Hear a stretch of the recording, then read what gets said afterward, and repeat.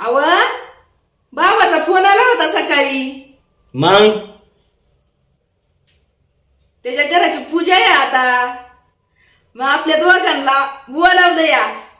जाऊया ना आपण. जाऊया पण काहीतरी घ्यायला लागेल की. काही मोकळ्या हाताने जायचं होय तवा. मग घेतो एखादा हंडा. माय बाया हांडा वय घ्यायचा. हाव बाबाच्या घराची पूजा असली ना की बहिणीनी एखादं सोन्याचं कौल घ्यायला लागत या. सोन्याच्या कौलानं काय व्हायचंय? सोन्याचा पत्राच नेऊया घरावरती टाकायला. पाहुण्याला तुझ्या घरचे फक्त गाळ्यात कसं टाकता येईल तेच बघतात. लय पाहुणा पडलाय वर हाताचा.